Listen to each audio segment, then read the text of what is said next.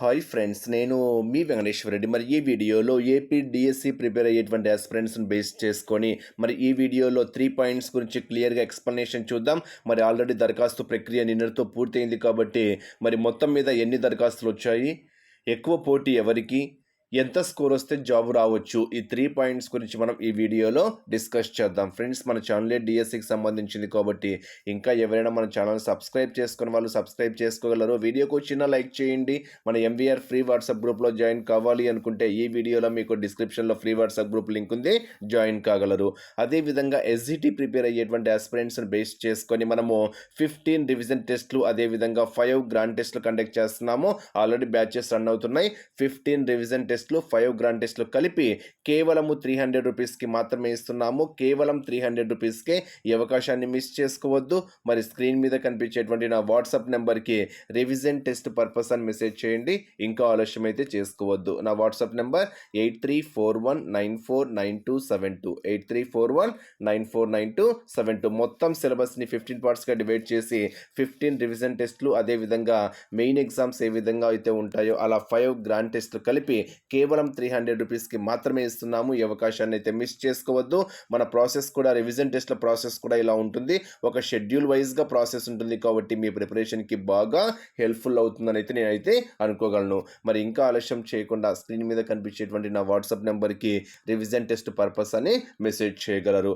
మరి మనం చెప్పేటువంటి 3 పాయింట్స్లో ఫస్ట్ పాయింట్, ముగిసిన దరఖాస్తు ప్రక్రియ ఎన్ని అప్లికేషన్స్ వచ్చాయి అనేది మనం ఒక్కసారి అబ్జర్వ్ చేస్తే ఫస్ట్ అప్లికేషన్ల పరంగా చూస్తే డిఎస్సికి 5,74,000 దరఖాస్తులు అయితే నమోదు. 5.74 లక్షల దరఖాస్తులు అయితే వచ్చాయి.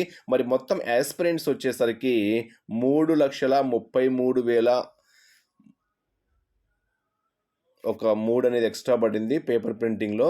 3,33,518 మంది అభ్యర్థులు వివిధ పరీక్షలకు దరఖాస్తు చేసుకున్నట్లయితే తెలిపారు. అంటే ఒక్కొక్కరు 2 పేపర్లకు 4 పేపర్లకు కూడా బీఎడ్ అనుకోండి, కొందరు బీఎడ్ డైట్ 2 ఉంటాయి.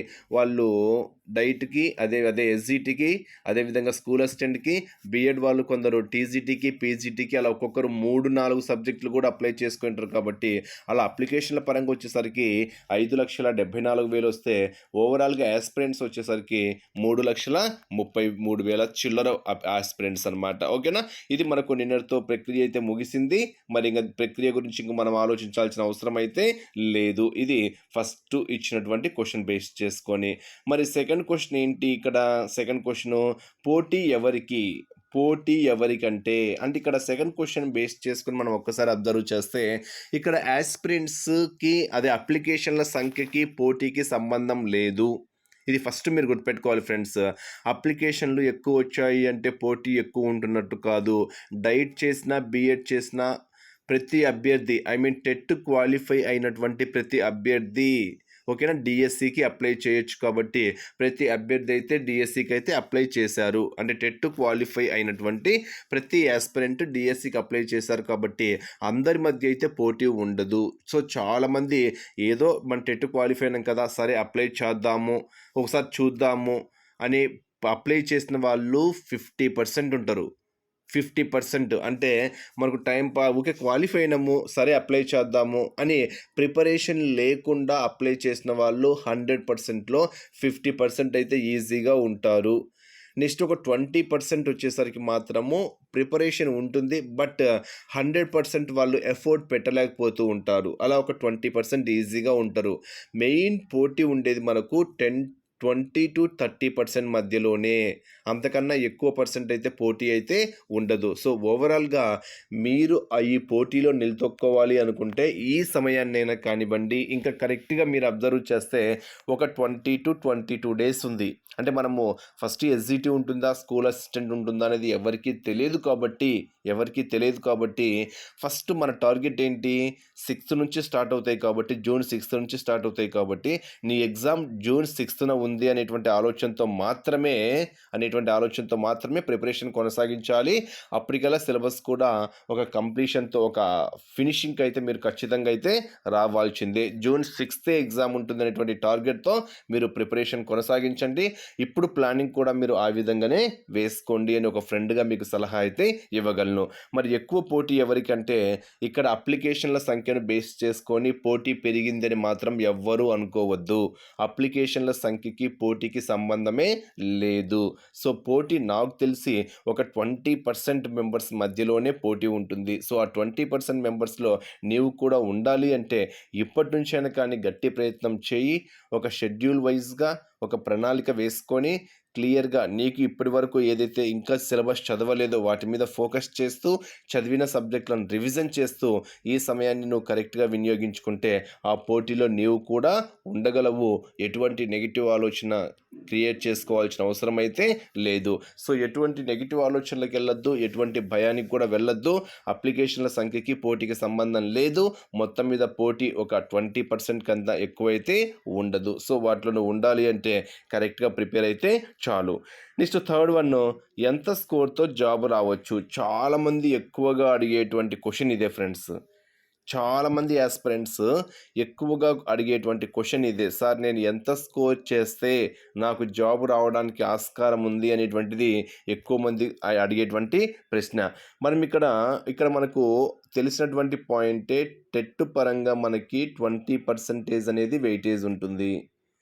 నెక్స్ట్ టీఆర్‌టీ ఆర్ డిఎస్సి అంటాం, టీచర్ రిక్రూట్మెంట్ టెస్ట్ అంటాం. ఓకేనా, టీఆర్టీ లేదా డైరెక్ట్గా డిఎస్సి అంటాం. ఇది మనకు మొత్తం మీద 80% ఉంటుంది. సో, మొత్తం మీద 100% 100 మార్క్స్ని బేస్ చేసుకొని కన్సిడర్ చేస్తారు.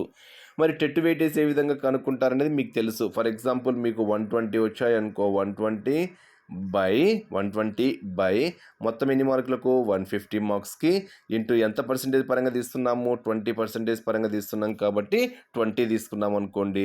Here 0 0 cancel. నెక్స్ట్ 5తో 5 4 20, 5 3 3 1 3 4 12, అంటే మొత్తం మీద 16 మార్కులు నీకు 20కి 16 మార్కులు అయితే నీకు యాడ్ అవుతాయి. అంటే ఈ విధంగా మీరు టెట్ స్కోర్ని క్యాలిక్యులేట్ చేసుకోవాలి. ఎందుకంటే టెట్ స్కోర్ అనేది మనకు 20% వెయిటేజ్తో ఉంది కాబట్టి. మరి మొత్తం మీద ఎంత స్కోర్ వస్తే జాబ్ రావడానికి ఆస్కారం ఉంది అంటే గత 2018 బేస్ చేసుకొని అబ్జర్వ్ చేస్తే 2018-19లో టెట్ కమ్ టీఆర్టీ జరిగింది కదా, మరి దాన్ని బేస్ చేసుకొని మనం ఒక్కసారి అబ్జర్వ్ చేస్తే ఓవరాల్గా 80+ వచ్చిన వాళ్ళ సంఖ్య కొంచెం తక్కువనే ఉంది. 80 మార్క్స్ ప్లస్ వచ్చిన వాళ్ళు, అంటే ఇక్కడ 80 మార్క్స్ అంటే 100 బేస్ చేసుకొని, అక్కడ టెట్ కమ్ టీఆర్టీ కాబట్టి అప్పుడు 100 మార్క్స్ కంపారిజన్ అనమాట. ఏది మనకు ఎస్జిటి పరంగా చెప్తున్నా, ఫస్ట్ ఎస్జిటి పరంగా చెప్తున్నా. సో, ఎస్జిటి పరంగా 100 మార్క్స్కి కండక్ట్ చేశారు కాబట్టి అక్కడ 80 మార్క్స్ ప్లస్ వచ్చిన వాళ్ళు చాలా చాలా తక్కువ మంది. సో, 80 మార్క్స్ ప్లస్ వస్తే ఇంకా మీరు ఆలోచించాల్సిన అవసరం లేదు. 100% అయితే జాబు. 100% అవకాశాలు చెప్తున్నా ఫ్రెండ్స్. మరి నేను ఇది 100% ఎనాలిసిస్ అని నేనైతే చెప్పను. 100% ఎనాలిసిస్ అని కాదు, అవకాశాలు ఉన్నాయి అని చెప్తున్నానమాట. అంటే మీరు టార్గెట్ పెట్టుకోవాలి, ఇంకా చదవాలి. టార్గెట్ పెట్టుకొని చదివితేనే, ఏదో పైన చదవడం వల్ల ఉపయోగం లేదు. మీలో ఇప్పుడు టార్గెట్ ఉండాలి. ఓకేనా, ఎప్పుడైతే ఆ టార్గెట్తో చదువుతారో అంటే ఆ కసి అనేది మీలో 100% అయితే ఏర్పడాలి. అందుకే టార్గెట్ కోసం చెప్తున్నాను అనమాట. సో, మొత్తం మీద 80+ వచ్చాయి అంటే 100% అయితే జాబు. ఇంకా మీరు దాని గురించి ఆలోచించాల్సిన అవసరమే లేదు. ఏది టెట్ డిఎస్సి రెండు కలిపితే స్కోర్ నేను చెప్పేది. అంటే టెట్లో మీరు 20% వెయిటేజ్ తీసుకుంటారు కదా, దాన్ని బేస్ చేసుకొని ఇంకా డిఎస్సిలో నువ్వు ఎంత సాధించాలో ఒక్కసారి నువ్వు టార్గెట్ పెట్టుకో. ఓకేనా, ఇది నెక్స్ట్ అవకాశాల పరంగా మనం ఒక్కసారి అబ్జర్వ్ చేస్తే మ్యాక్సిమం అవకాశాలను బేస్ చేసుకొని చెప్తే మనకు 75+ వచ్చినా కానీ రావడానికి అవకాశాలు కనిపిస్తున్నాయి. 2018 పరంగా అబ్జర్వ్ చేస్తే ఒక విజయనగరం జిల్లాలోనే టాప్ మార్క్ వచ్చేసరికి 91 వచ్చాయి. ఒక విజయనగరము, 2 జిల్లాలో విజయనగరం ఒకటి, తూర్పుగోదావరి ఒకటి, ఈ 2 జిల్లాల పరంగా అబ్జర్వ్ చేస్తే ఫస్ట్ ర్యాంక్ సాధించిన వాళ్ళ స్కోరు 90+లో ఉన్నాయి. 90+లో ఉన్నాయి.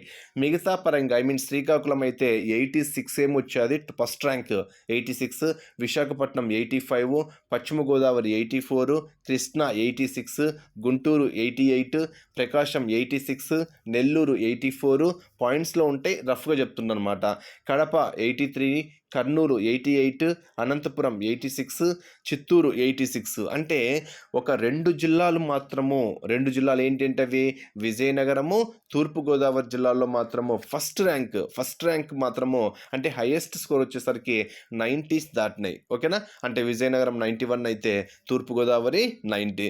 ఇంకా మిగతా జిల్లాలన్నీ మనం అబ్జర్వ్ చేస్తే టాప్ ర్యాంకులే ఎక్కడున్నాయి అంటే మొత్తం మీద టాప్ ర్యాంకులే 85 to 88 ఉన్నాయి. అంటే ఓవరాల్గా 83 తీసుకోవచ్చు. ఓకేనా, అంటే ఓవరాల్గా 83 నుంచి 88 మధ్యలోనే ఉన్నాయి అన్నమాట మిగతా జిల్లాల యొక్క టాప్ ర్యాంకులు.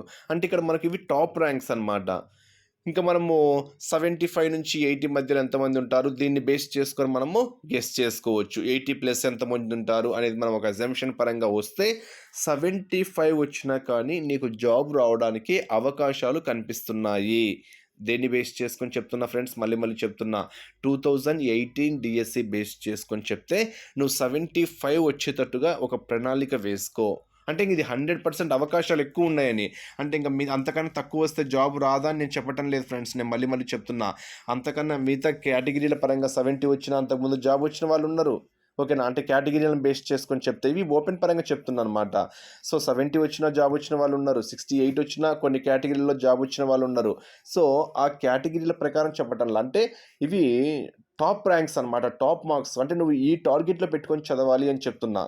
ఈ టార్గెట్లో అంటే నువ్వు ఫర్ ఎగ్జాంపుల్ టెట్లో నీకు 12 మార్కులు వచ్చాయి అనుకో, ఇప్పుడు నువ్వేం చేయాలి, నీ టార్గెట్ 65 పెట్టుకొని చదువుకోవాలి 80కి. ఓకేనా, 80కి డిఎస్సిలో నీ టార్గెట్ ఏం పెట్టుకోవాలి, 65 పెట్టుకొని చదువుకోవాలి. అప్పుడు మాత్రమే నువ్వు అనుకున్నటువంటి టార్గెట్ రీచ్ అవుతావు అనమాట. సో టార్గెట్ లేకుండా ప్రిపరేషన్ కూడా చాలా కష్టము. ఊరికి అలా చదువుకుంటూ పోవడం వల్ల మనకు ఉపయోగం ఉండదు కదా. సో ఉపయోగం ఉండదు కాబట్టి టార్గెట్ అనేది మీ మైండ్లో ఒకటి ఫిక్స్ చేసుకోవాలి. ఫర్ ఎగ్జాంపుల్ నీకు టెట్లో 15 వచ్చాయి అనుకో, ఇప్పుడు నువ్వు 65కి టార్గెట్, ఇంకా మంచి టార్గెట్ 65 పెట్టుకోవాలి. సో 65 టార్గెట్ పెట్టుకొని దేనికి ఏ సబ్జెక్ట్ వెయిటేజ్ ఉందో మీకు ఒకసారి తెలుసు కాబట్టి దానికి అనుగుణంగా మీ ప్రిపరేషన్ ఇంకా ఫోకస్ చేసుకోవాలి. సో మ్యాథ్స్లో బిట్ మిస్ కాకూడదు, అసలు తెలుగులో అస్సలు బిట్ మిస్ కాకూడదు, విద్యా దృక్పథాల్లో మిస్ కాకూడదు. అలా కొన్ని సబ్జెక్టులలో మార్కులు మిస్ కానటువంటి సబ్జెక్టులు కూడా ఉన్నాయి.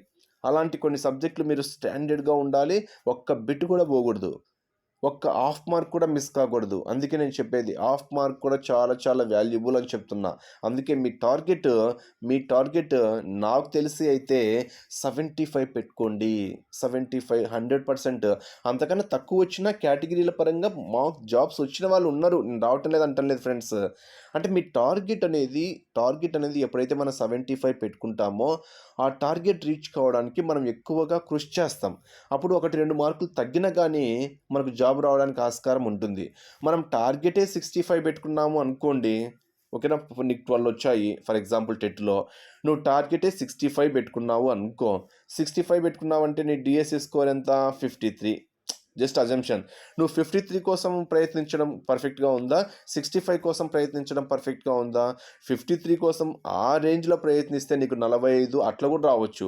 అదే 65 టార్గెట్ పెట్టుకొని చదివావు అనుకో, నీకు 62, 63 ఒక 2 మార్కులు తగ్గినా కానీ నీకు ఛాన్సెస్ ఎక్కువ ఉన్నాయి. కాబట్టి నేను చెప్తున్నా, ఇప్పుడు మీ టార్గెట్ ఏంటి అంటే డిఎస్సిలో 65 సాధించాలి అనేటువంటి టార్గెట్తో ముందుకెళ్ళండి, పక్కాగా మీకు జాబ్ అయితే ఉంటుంది. ఇది అవకాశాలను బేస్ చేసుకొని చెప్తున్నా. అంటే మీ టార్గెట్ ఇప్పుడు ప్రెజెంట్ డిఎస్సిలో 65 అనేది మీ టార్గెట్ పెట్టుకొని చదువుకోండి అనేది మాత్రము ఒక ఫ్రెండ్గా అయితే మీకు సలహా అయితే ఇస్తున్నా. ఈ విధంగా మీకు స్కోర్ అయితే వెళ్ళొచ్చు అని మాత్రమైతే ఒక ఐడియా, ఒక అజంప్షన్ పరంగా అయితే చెప్పగలను. ఓకే ఫ్రెండ్స్, మరి మంచి టార్గెట్ పెట్టుకోండి, ఖచ్చితంగా చదవండి, ఆ టార్గెట్ని రీచ్ అయ్యే విధంగా మీరు ప్రణాళిక వేసుకొని ఖచ్చితంగా ఆ టార్గెట్తో మీరు చదివితే ఖచ్చితంగా విజయం అయితే సాధిస్తారు. ఒక ఫ్రెండ్గా మంచి సలహా ఇస్తున్నా. Wish you all the best. Thank you.